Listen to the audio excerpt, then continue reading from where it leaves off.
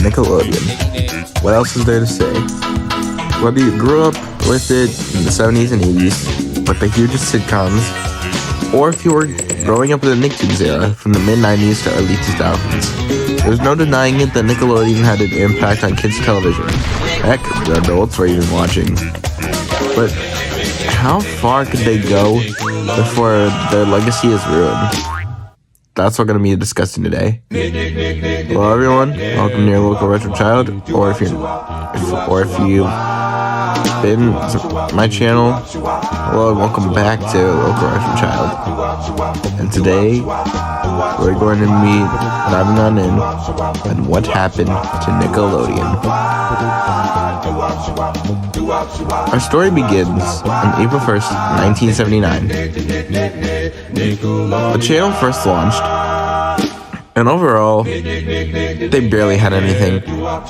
The closest thing that they could get to an actual series was Pinwheel, a variety show that involved, well, pinwheels. It was their first full-on fledged series and would go on for quite a few years. But the biggest highlight is when you do that on television. This was one of those Canadian shows that would really have a huge impact on the channel, as not only did it show the Nickelodeon GAC, or the Nickelodeon Slime, but it also defined what Nickelodeon was meant to be: a kids' cable channel. Because according to the ratings, just by those two shows alone, that's what they were aiming for. So, they kept on going. And they had a crucial role in kids' cable television. During this era, you were seeing a huge rise within syndicated TV. But by the time Nickelodeon had enough sitcoms and cartoons, they were ready to show that syndication TV wasn't really the way to go. But instead, cable was a new hot thing again. Because in the early 60s, all the way up until the late 70s, Hanna-Barbera was pretty much on the rise to success. And that lasted for a good while. However, after those years, the studio began declining. And there's a reason as to why that is. You see, when you have cable and compared to syndicated TV, guess what? You're gonna get a better choice when it comes to cable. So, Nickelodeon did just that. They had so much from what you could see.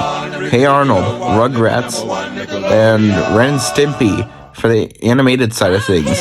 For the live action, Clarissa Explains It All, Kenan and Kel, all of that. Let's see here. Drake and Josh, iCarly. There was no denying it that there was just so much to enjoy from the channel. But then eventually, starting in the mid to late 2000s, they went way too experimentational. In my opinion, with the animated side of things. The Nicktoons are most likely known for being Nickelodeon's bread and butter. Nickelodeon would show live-action sitcoms morning and night, while that weekday afternoons for the children would most likely be for the Nicktoons, aka a quarter of what made up Nickelodeon in the 90s. Fast forward to now, they are just putting SpongeBob on repeat, and they're continuing this franchise. It's literally Paramount and Nickelodeon's Mickey Mouse, as you could call it. So, what else caused this legacy to sort of die down? Well, many things. Cable is a hot mess at the moment. We are moving towards streaming. Yeah. A place where you could watch anytime, anywhere. But as of recently, that really hasn't been the case. HBO Max has been taking down Cartoon Network shows one by one, and overall, the fact of the matter is that canceled projects have just not come back. They have never been given a second chance. So, that begs the question, where does Nickelodeon fall in all of this? Well, I'll tell you. I could see at some point in time, they no longer have any momentum or hope for the channel. And what I mean by they don't have any more hope, I mean by Paramount. They won't have any more hope for it to continue. And so therefore, they're just gonna brush it off to the side and just forget about it. And so one day, they're like, let's get rid of this. Because cable is... We think that streaming is the definitive way. Not really. Get physical media if you're more of a person who wants to watch the shows anytime and anywhere. Because you never know whenever they'll get rid of it. So yeah. Another thing. Universal Studios, back in the 90s up until 2005, had the Nickelodeon Studios experience. Guess where that ended up? Yep, it's gone. And I'm not gonna lie, this is before Paramount was playing it safe, as they call it. And it was due to the fact that, they didn't really have too much programs at that point in time. That's the reason why I closed. There's no more programs left to air or record for live action shows, and there you have it. It's over. And so, continuing on, or ending it off here, even though SpongeBob has been going on for quite some time, and even though, cable is dying,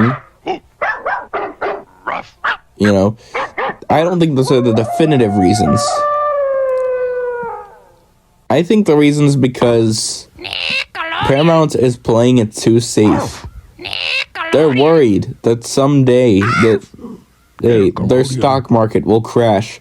We've seen this with HBO Max and Disney Plus. So why not, do it all over again? Yippee! So overall, I guess what I'm trying to say is that Nickelodeon does not have a bright future, just like Cartoon Network. They're just...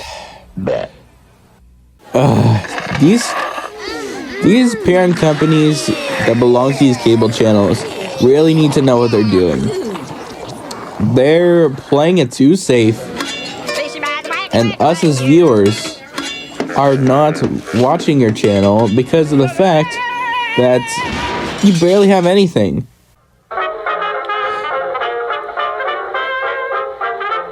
I guess what I'm trying to say is the future of Nickelodeon doesn't look too bright, and that unfortunately that ending to that beloved kids channel may be sealed someday.